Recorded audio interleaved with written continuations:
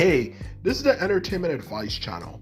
What I want to talk about today is a question that a lot of people have been asking, particularly in certain communities, particularly more enlightened communities, and more specifically the people in the know, you know what I mean?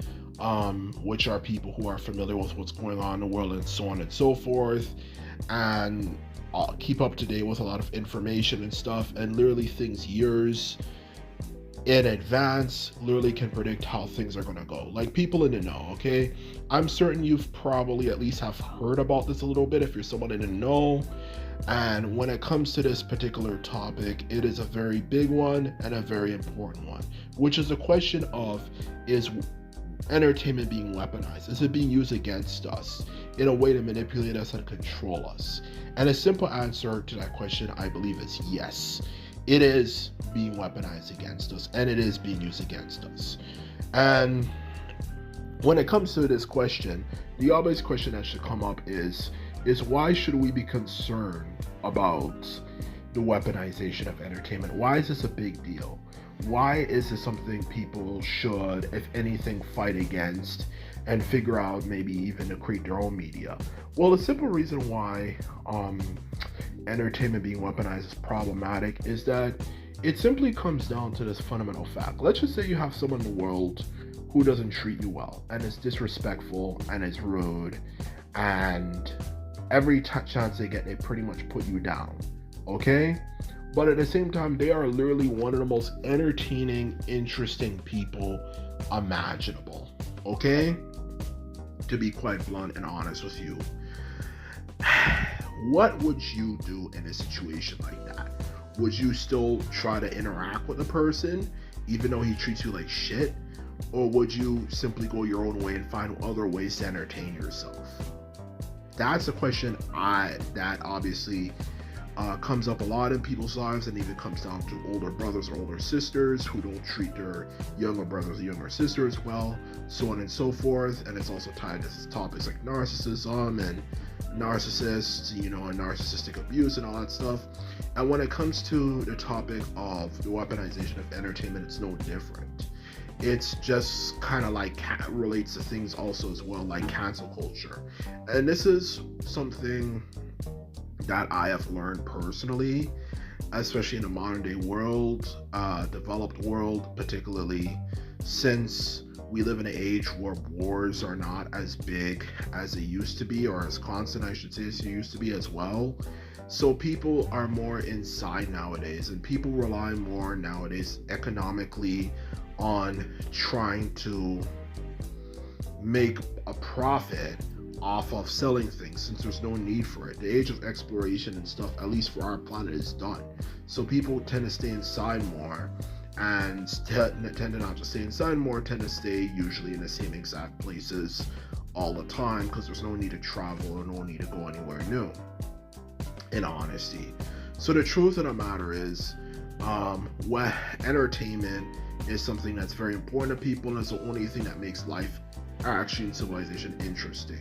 So it's very important to be very careful of entertainment being weaponized against you, because whether it could be you're part of a racial minority, or you can be a part of a religious minority, or any particular group, if you don't have something to represent you, and you are being exposed to something that's entertaining and enjoyable, and you enjoy it, but a person hates your ass, what are you going to do then? And particularly being a black person, and for groups like black people and stuff, this is a very big issue, and is a very controversial issue as well, and is one of the reasons why a lot of us listen to rap music pretty much all the time.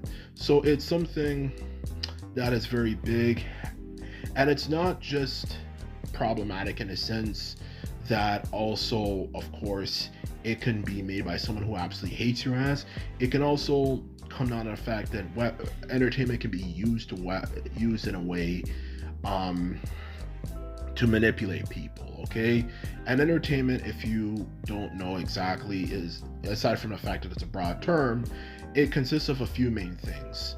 Narrative media, which consists of things like movies, TV shows, and stuff, cinema, cinema like live performances in that case, to things like music as well, and music as well, are the two main things that pretty much make up entertainment. And aside and back to what I was saying before, for that particular stuff, that particular media stuff, it can be weaponized against you, and it can be used as propaganda to not only push things that necessarily you are not necessarily comfortable with, like whether topics like maybe homosexuality and same-sex relations and stuff, to things like that also express a narrative that's not necessarily true, such as in movies. Why do they have so many cliches? They say they have cliches because of unoriginality, but is that really it, or is it because they're trying to tell us a narrative and make us see the world a certain way that it's not necessarily supposed to be? That doesn't necessarily have to be. They make us want to imagine, okay, in this scenario, this exact thing is going to happen in this particular way. That's what I'm trying to say here.